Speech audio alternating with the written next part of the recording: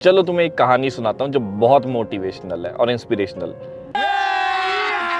अभी मजा आएगा ना भिड़ो। ये कहानी से अगर आप कुछ भी अपनी जिंदगी में इंप्लीमेंट कर लो ना तो आपकी जिंदगी अच्छे के लिए बदल सकती है। ये कहानी है 1990 की और लंदन में एक सिंगल मदर अपने बच्चे के साथ जब वो रह रही थी, वो इतनी गरीब थी कि वो बिल्स पे करना और वो जो इलेक्ट्रिसिटी होती है ना जिससे हीट प्रोड्यूस होती है, आप अपने फ्लैट्स को गर्म करते हो, है ना, उसके पास उसके भी पैसे नहीं थे। तो वो क्या करती थी, एक पास वाले कैफे में जाती थी जहां वो एक तो उसे हीट मिल जाती थी, सेकंड चीज है वो कॉफी पीती थी और अपनी एक नॉवल लिख रही थी। ये बार बार वो डे एंड नाइट करती, जब भी उसको टाइम मिलता नॉवल लिखी जाती, दिन रात सुबह शाम, और उस कॉफी शॉप में। ठीक है, वो डिप्रेशन में भी निकली और सब कुछ हुआ उसके साथ, जो उसको बिल्स कैसे पे करना है इन सब की टेंशन, लेकिन उसको अपने आप पे बिलीव था और वो उस नॉवल को वो सोचती थी वो एक दिन ये नॉवल बहुत बड़ी होगी। फिर क्या हुआ, उसने नॉवल कंप्लीट कर दी। अब वो गई पब्लिशर्स के पास कि आप मेरी ये बुक या नॉवल पब्लिश कर दो, और सब मेजर पब्लिशर्स ने उसको ना बोल दिया। इमेजिन कि आपके पास एक ऐसा काम है जिसको आपने करने में पूरा पैशन और अपना पूरा टैलेंट यूज किया हो, और उस फाइनल प्रोडक्ट को लेकर जब आप लोगों के पास जाओ तो पूरी दुनिया आपको उसको उस चीज को अपनाने से मना कर दे। तो ये उसके साथ हुआ, लेकिन वो डिप्रेस नहीं हुई, वो आगे जाती रही, got rejected again and again, rejected again and again, did not lose hope. ठीक है, फाइनली एक छोटे से पब्लिशर ने उसकी बुक रिलीज करने के लिए वो मान गया। फिर क्या हुआ, फिर जिस दुनिया को आज हम जानते हैं वो दुनिया बदल गई।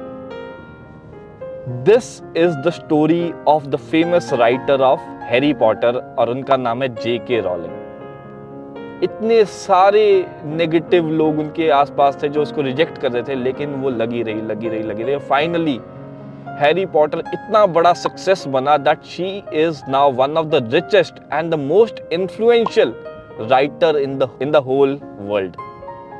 Imagine this.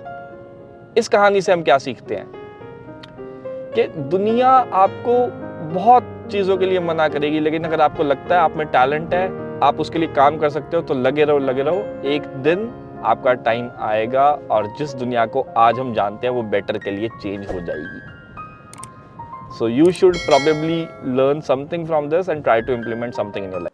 Concerns in government के प्राइवेट सेक्टर के प्रॉफिट 15 ईयर हाई पे है, लेकिन सैलरी स्टेगनेंट है। ये तो लेटेस्ट न्यूज़ है। अब ना एक रिपोर्ट आई है फिक्की और क्वेस्ट की, जिसको हमारी chief economic adviser V Anantha Nageswaran refer करके बोल रहे हैं कि यार हमारे ना प्रॉफिट्स तो 15 ईयर हाई पे है, लेकिन जो हमारी सैलरीज है ना वो स्टेगनेंट है।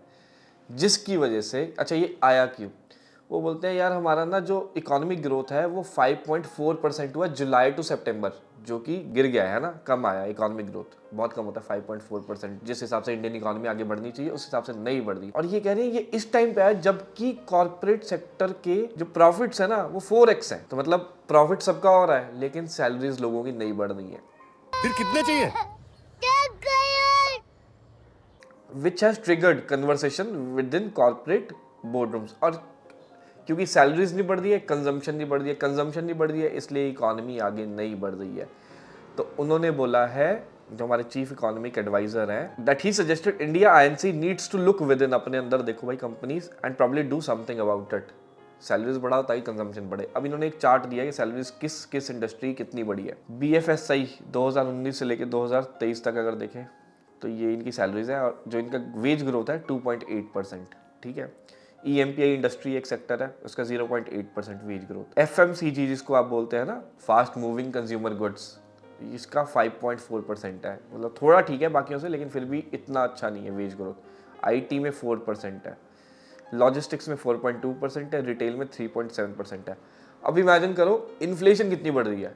अब इन्फ्लेशन जितनी बढ़ रही है, अगर उसको लो और ये ग्रोथ, वेज ग्रोथ को लो, तो आप बोलोगे यार ये तो नेगेटिव में ही जा रहा है ना। तो ये स्टोरी है, आप जब तक सैलरीज नहीं बढ़ाओगे और कुछ चाहिए? 2-3 चाय, एक वड़ा पाव, बिरयानी बोल दे। कंजम्पशन नहीं बढ़ेगी तो कंट्री की इकोनॉमी आगे नहीं बढ़ेगी। So this is one of the major stories that we are covering. Indian Express ने ये आर्टिकल लिखा है, सोर्स आपको हमने दे दिया है। रिपोर्ट किसकी है? ये रिपोर्ट है फिक्की क्वेस्ट की रिपोर्ट। और कौन साइट करे इस रिपोर्ट को?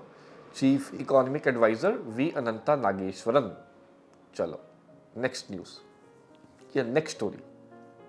ये स्टोरी बड़ी इंटरेस्टिंग है। अब आपको थोड़ा सा इंडिया की इकोनॉमी बता दी, अब आपको वर्ल्ड बताते हैं। अभी यूएस इलेक्शंस होके हटे हैं, ठीक है, और यूएस इलेक्शंस के पहले काफ़ी कंपनीज ने साइड ले ली थी। जैसे एलन मस्क ने तो पूरी साइड ले ली डोनाल्ड ट्रंप की, लेकिन माना जाता था कि जो मार्क जकरबर्ग है, जो कि मेटा या फेसबुक के सीईओ हैं, वो ट्रंप के अगेंस्ट है। तो ट्रंप ने उनको एक वार्निंग भी दी थी कि मेरे खिलाफ काम ना करो, क्योंकि मैं इलेक्शन के बाद अगर इलेक्ट हो गया तो फिर मैं आराम से देख लूँगा। ऐसी मतलब मेरे को लगता है ऐसी वार्निंग दी गई थी, ठीक है, correct me if I am wrong.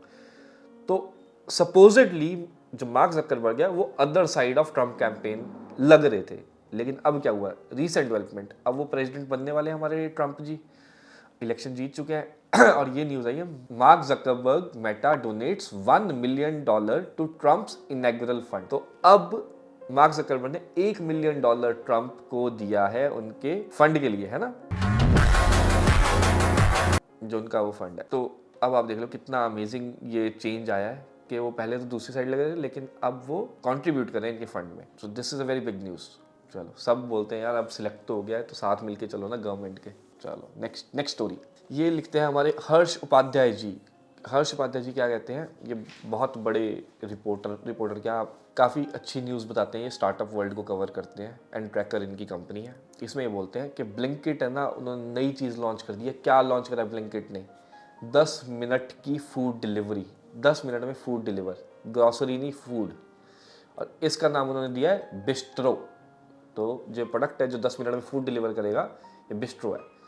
Blinkit का ओनर है जोमेटो, जिसने ऑलरेडी एक ऐसी सर्विस लॉन्च करने का पहले सोचा था और फिर उन्होंने ये स्क्रैप कर दिया था। उस सर्विस का नाम था इंस्टेंट। तो मतलब जोमेटो ने एक बार ट्राई करा, उनसे ये नहीं हुआ तो उन्होंने स्क्रैप करा।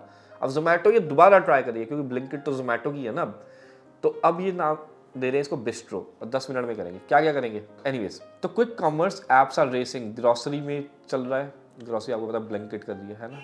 एप्पल और फैशन में, मतलब कपड़े भी आपको 10 मिनट में डिलीवर हो जाएंगे अलग अलग उसमें। मेडिसिन में भी 10 मिनट डिलीवरी थी, और अब फूड में स्विगी ने अभी रिसेंटली एक ऐसी सर्विस लॉन्च की थी जिसका नाम था बोल्ट। तो स्विगी और जोमेटो आपस में कम्पीट कर रहे हैं। अभी स्विगी का आईपीओ भी आके हटा है, तो इनको मार्केट शेयर इकट्ठा भी तो करना है ना, तो एक दूसरे से कम्पीट करें। तो ऑलमोस्ट सिमिलर चीज़ें लॉन्च करते रहते हैं या एक्वायर करते रहते हैं। तो स्विगी ने करा था बोल्ट, मेरे को लगता है शायद उसका रिस्पॉन्स हो सकता है बिस्ट्रो। और जेप्टो ने भी एक ऐसी ही सर्विस लॉन्च करनी है, जो कि एक सेपरेट ऐप होगी फॉर कैफेज।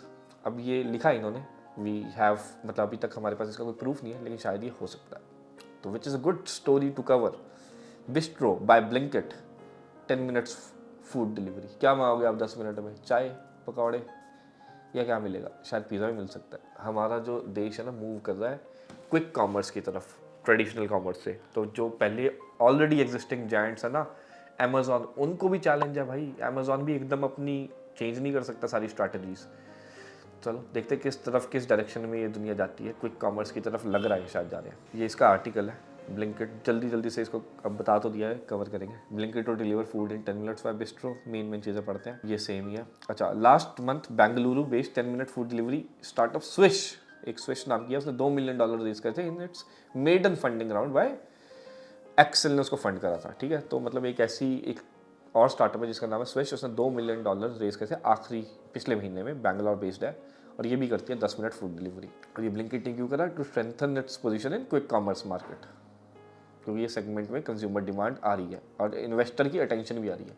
डिमांड भी आ रही है तो इन्वेस्टर की अटेंशन तो आएगी, ठीक है। और ये क्या करते हैं, expanding their offering to stay ahead of the competition, है ना, कि जो हमारा स्विगी जेप्टो के साथ कंपटीशन है, जोमेटो बोलता है हमने उनसे आगे रहना है, इसलिए हम पहले ही अच्छी चीज़ें करेंगे और नई मार्केट्स को अप्रोच करेंगे।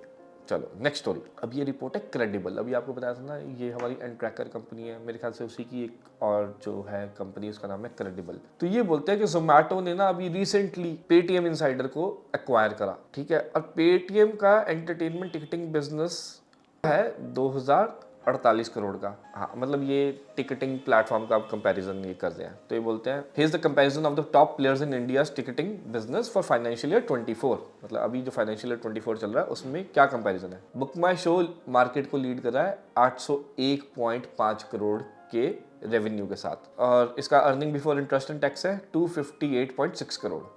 पेटीएम इनसाइडर ने रिपोर्ट करा 297 करोड़ का रेवेन्यू इसी टाइम में, ठीक है।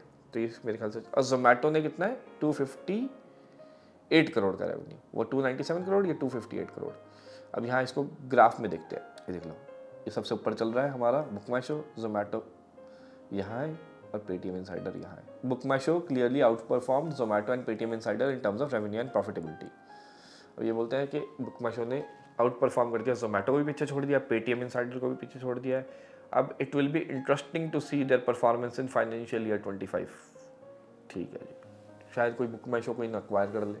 नेक्स्ट स्टोरी देखो, पहले तुम्हें इंडिया की बताते हैं, फिर वर्ल्ड की बताते हैं, फिर इंडिया की बताते हैं, फिर वर्ल्ड की। अब तुम्हें इंडिया बता दी, अब वर्ल्ड की बारी। शाबाश, काम कर रहा फटाफट आजकल तू, very good. Elon Musk ji आ गया, I am going to build a colony on Mars. You are kidding right? नहीं भाई, मैं सीरियस हूँ। एलन मस्क बना लेगा भाई colony on Mars. So these were the major stories. एक और मेजर स्टोरी जो मैं कवर करना भूल गया हूँ कि गुकेश है ना, गुकेश वो वर्ल्ड चैंपियन बन गया है। किस में बन गया वर्ल्ड चैंपियन? मैं खोल ही देता हूँ, रुको। नेक्स्ट स्टोरी ये है, youngest chess world champion Gukesh Dommaraju 18 साल की उम्र में ने जो वर्ल्ड चेस चैंपियनशिप है उसको जीत लिया है। मिक्स्ड रिएक्शन आ रहे हैं पूरे वर्ल्ड से, मतलब कई लोग खुश हैं, कई नहीं खुश हैं। ये होना था, इंडिया ने ये गेम इन्वेंट करी थी और इंडिया ही आज उस पर टॉप पे है। 18 साल का बच्चा, और गुकेश की एक वीडियो जहाँ वो बोल रहा है, जो मेरे ख्याल से 11-12 साल का था, कि भाई तेरी क्या ड्रीम है, तू क्या करना चाहता है बड़े होके? तो बोलता है I want to be the youngest chess world champion. 12 साल में बच्चे की ये विजन थी, 18 में उसने कर दिया। Very good. नरेंद्र मोदी जो हमारे प्राइम मिनिस्टर है, उन्होंने भी इस पर ट्वीट करा है। It is a very big thing for us. अगर आप चेस फॉलो करते हो या नहीं भी करते हो, लेकिन हम कहीं ना कहीं चेस में अब अपना वर्ल्ड डोमिनेंस क्रिएट कर सकते हैं। We have a world champion who is just 18 years old. ऐसी और स्टोरीज को फॉलो करने के लिए सब्सक्राइब करें स्टोरी अबाउट इंडिया। बाय।